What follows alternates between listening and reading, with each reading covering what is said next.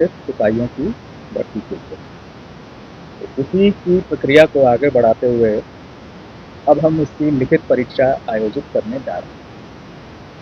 उससे पहले मैं थोड़े से आंकड़े दे दूं।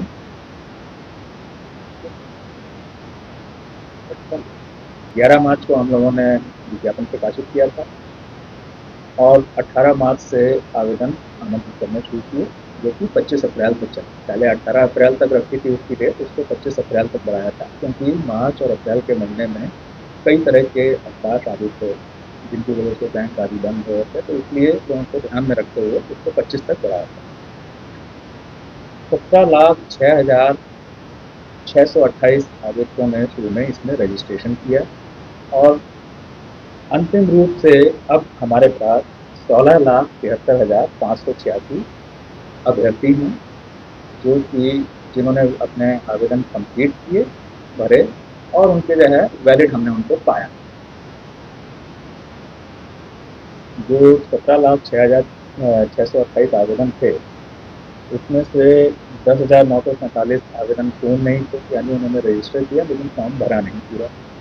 20,940 आवेदकों ने जो है अपना रजिस्ट्रेशन कैंसिल कर लिया था, और उसके बाद 1,155 को जो है हमने उन्हें वैलिड नहीं पाया था। उनकी सूची भी हम लोगों ने 6 जून को प्रकाशित की है।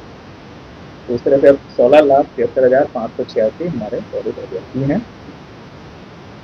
इनकी परीक्षा हम 16 जुलाई 2025 से प्रारंभ करके 3 अगस्त 2025 तक के बीच में 6 चरणों में लेंगे। तो ये 6 चरण हमारे 16 जुलाई, 20 जुलाई, 23 जुलाई, 27 जुलाई, 30 जुलाई और फिर उसके बाद 3 अगस्त। 16 जुलाई, 20 जुलाई, 23 जुलाई, 27 जुलाई, 30 जुलाई और फिर 3 अगस्त। इन 6 चरणों में जो है हम परीक्षा आयोजित करेंगे। राज्य के 38 हमारे रेवेन्यू डिस्ट्रिक्ट हैं। डिस्ट्रिक्ट हेडक्वार्टर्स में 627 सेंटर्स में आयोजित की जाएगी। एक शिफ्ट में यानी एक दिन में करीब 2.5 लाख से 3 लाख के बीच में अभ्यर्थी हमारे इसमें पार्टिसिपेट करेंगे। तो इसके बारे में, परीक्षा की जो हमारी तैयारी की गई है उसके बारे में मैं थोड़ा सा आपको ब्रीफ कर देता हूँ। पर्षद, पुलिस मुख्यालय और राज्य सरकार हमारे द्वारा जो है इसके लिए जो है अच्छे संचालन के लिए व्यापक तैयारियां की जा रही हैं। राज्य प्रशासन के जो वरीयतम स्तर हैं, उनसे भी जो है सही समय पर सभी जिला पदाधिकारियों और सभी पुलिस अधीक्षकों के साथ समीक्षा बैठकें की जाएंगी और उन्हें कड़ाई से स्वच्छ परीक्षा संचालन के लिए मार्गदर्शन भी दिया जाएगा। तो सही समय आने पर भी हमारे पास समय है। परीक्षा के सुचारू और कदाचार मुक्त संचालन के लिए राज्य सरकार ने जिला पदाधिकारी को एग्जाम कोऑर्डिनेटर और जिला पुलिस अधीक्षक को एग्जाम कोऑर्डिनेटर, इनको भी नामित किया गया। केंद्रीय चयन पर्षद सिपाही भर्ती की जितनी भी परीक्षाएं हैं उनके लिए डिस्ट्रिक्ट मजिस्ट्रेट्स और जैसे ये सुप्रिंटेंडेंट ऑफ पुलिस, ये हमारे कोऑर्डिनेटर्स और कोऑर्डिनेटर है। राज्य के हमारे जितने भी साइबर थाना है और आर्थिक अपराध इकाई के स्तर से सोशल मीडिया आदि पर परीक्षा से संबंधित निगरानी की जा रही है और संदिग्ध बातों अथवा व्यक्तियों पर भी नजर रखी जाए और इसे आगे आने वाले समय में हम इसे और सघन करते जाएंगे जैसे जैसे समय नजदीक आता है। स्थानीय पुलिस के द्वारा है परीक्षा और परीक्षा से पूर्व हॉस्टल, लॉज, कोचिंग सेंटर और इसी प्रकार के अन्य संस्थान जहां अभ्यर्थियों और छात्रों आदि का जमावड़ा हो सकता है, वहां पर निगरानी और आसूचना संकलन वहां पर किए जाते हैं। इन सब के इंस्ट्रक्शन हो चुके हैं और ये कार्रवाई प्रारंभ भी हो गई है, आगे और सघनता से की जाए। परीक्षा केंद्र पर अगर हम जो है व्यवस्थाओं की बात करें तो स्वच्छतापूर्ण और कदाचार मुक्त रूप में जो है इसको हम संपन्न कर सकें, इसलिए प्रत्येक कक्ष जो है एग्जामिनेशन हॉल के प्रत्येक कक्ष और अन्य महत्वपूर्ण स्थानों पर सीसीटीवी की से निगरानी की जाएगी और उसकी लाइव फीड पर्षद मुख्यालय के नियंत्रण कक्ष में रहेगी, जहां से उसको हम मॉनिटर भी कर सकते हैं और उसके आधार पर आगे जो है इंस्ट्रक्शन की पास ऑन कर सकते हैं। हर एक कक्ष में जैमर भी जो है लगाए जाएंगे और जो कि 5G और वाईफाई मोबाइल नेटवर्क को जो है वो जैम करने की क्षमता रखते हैं। इसके साथ ही केंद्राधीक्षकों से जो हमारे सेंटर सुपरिटेंडेंट्स रहेंगे, उनसे सीधे संवाद के लिए ऑफलाइन की भी व्यवस्था हम करेंगे, क्योंकि जैमर रहेंगे तो इसलिए किसी और अन्य माध्यम से उनसे संवाद स्थापित नहीं किया जा सकता है, तो इसलिए उनसे सीधे संवाद करने के लिए हम व्यवस्था करेंगे। अभ्यर्थियों से संबंधित कुछ सूचनाएं हैं जो आपके माध्यम से सभी हमारे जो कैंडिडेट्स हैं उनको अवगत करना चाहेंगे। अभ्यर्थियों को उनके गृह जिला में परीक्षा केंद्र आवंटित नहीं किया गया। किसी भी कैंडिडेट को होम डिस्ट्रिक्ट सर्टिफिकेट नहीं। जिला, तिथि और केंद्र आवंटन का कार्य जो है ये हमने रैंडमाइजेशन तरीके से किया है, जिससे कि एक तरह से जो है फिर कहें कि रैंडम वे में जो है उनको किस डेट और किस जिले में जाना हो सकता है वो पता चलेगा।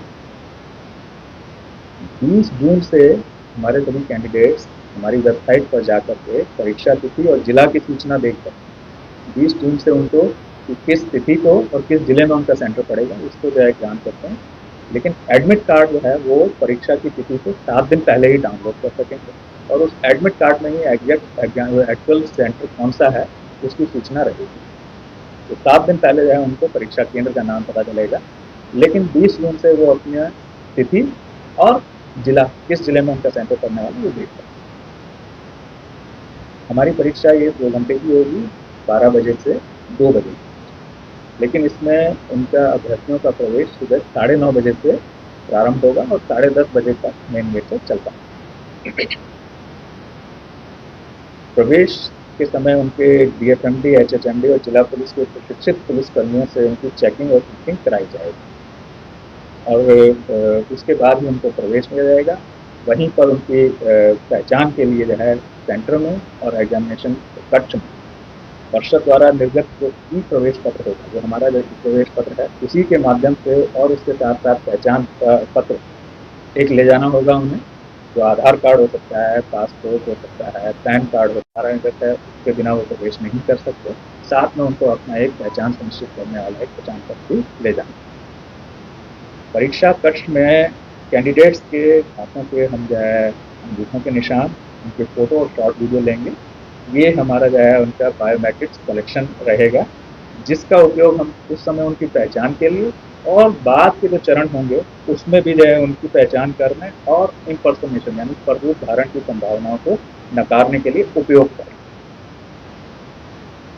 अभ्यर्थी परीक्षा केंद्र में किसी भी तरह की लेखन सामग्री जैसे पेन, पेंसिल वगैरह नहीं ले जा सकेंगे।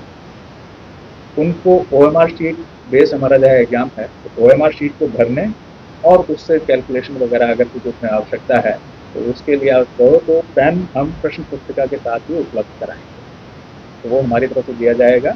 उनको किसी भी तरह की लेखन सामग्री और जो दूसरी चीज़ों पर प्रतिबंध रहता है, इलेक्ट्रॉनिक सामान वगैरह जो है उस सब पर प्रतिबंध रहेगा ही, लेखन सामग्री भी वो मिल जाएंगे उनको हमें। तो अभ्यर्थियों को चेतावनी और सतर्कता बरतने के लिए है हमारी तरफ से हिदायत देना जो है उचित लगता है। तो उसके लिए कि सभी अभ्यर्थियों को हमारी तरफ से हम आगाह करते हैं कि तो सोशल मीडिया या अन्य किसी माध्यम से दुष्प्रचार अथवा झांसे में ना, इससे बचें वो। ये एक तरह के साइबर फ्रॉड का अवैध वसूली का माध्यम हो सकता है। इसकी सूचना तुरंत जो है वो नज़दीकी पुलिस थाना या साइबर थाना को दें।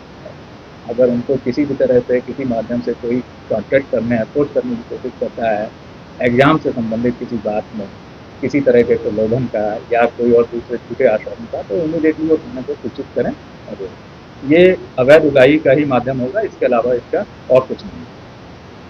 पर्षद के स्तर से भी जो है किसी अभ्यर्थी को दूरभाष, मोबाइल या सोशल मीडिया के माध्यम से व्यक्तिगत संपर्क नहीं किया जाए, इसकी मैं साफ साफ बता दूँ कि जो है हमारे यहाँ से नहीं किया जाता है।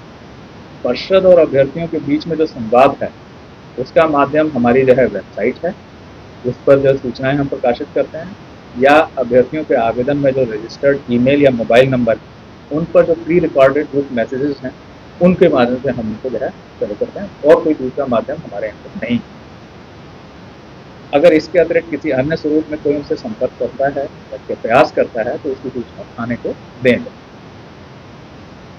एक बात और कि परीक्षाओं की निष्पक्षता और स्वच्छता को बनाए रखने के लिए बिहार सरकार ने बिहार लोक परीक्षा अनुचित साधन निवारण अधिनियम 2024 जैसा कड़ा कानून अधिनियमित किया है। तो 2024 में उसकी अनुसूची में भी जो है हमारा केंद्रीय चयन पर्षद सिपाही भर्ती की परीक्षाएं जो आयोजित करते हैं वो सब उसमें सम्मिलित है, यानी कि हमारी जो भी परीक्षाएं हैं वो उस एक्ट के तहत जो है उसमें हमारी जो है लागू है, हमारे एक्ट में जो है। अब इस अधिनियम में अगर देखें तो किस तरह के कड़े प्रावधान हैं तो इस अधिनियम में अभ्यर्थी परीक्षा में संलग्न पदाधिकारी किसी संस्थान अथवा व्यक्तियों द्वारा संगठित रूप में तथा सेवा प्रदाता आदि के द्वारा, यानी जो एजेंसी जो है सर्विस प्रोवाइडर्स हैं आदि के द्वारा परीक्षा की शुचिता को दूषित करने, प्रश्न पत्र लीक करने, उत्तर पुस्तिका आदि से छेड़छाड़ करने, पर रूप धारण, अनुचित साधनों को सुगम बनाने के लिए सुरक्षा उपायों का उल्लंघन करना, जैसा मैंने कहा कि बायोमेट्रिक्स हम लेंगे, उनमें अगर कोई व्यवधान पैदा करता है या आनाकानी करता है तो वो भी इससे कवर्ड, या उनसे छेड़छाड़ करना, धोखा देने या धनीय लाभ, यानी कि जो है कि वो झूठा बता करके कि जो है कि पेपर ये है, ये प्रश्न आएंगे, ये जो है उससे, ये सब जो है जाली वेबसाइट आदि अपराधों को दंडनीय बनाया गया। और इन अपराधों के लिए 3 वर्ष से 10 वर्ष तक की सजाएं हैं और जुर्माना है जो कि 1 करोड़ अथवा उससे अधिक भी हो सकता है। और सेवा प्रदाताओं और अन्य संस्थानों के स्तर से संगठित रूप में किए गए अपराधों के लिए परीक्षा की समानुपातिक लागत की वसूली भी की जा सकती है और उनकी संपत्ति की कुर्की और उसका संपहरण भी किया जाता है। तो इस तरह के कड़े प्रावधान इस एक्ट में रखे गए हैं और ये एक्ट हमारे को चुनाव करना होगा, किसमें जाएं।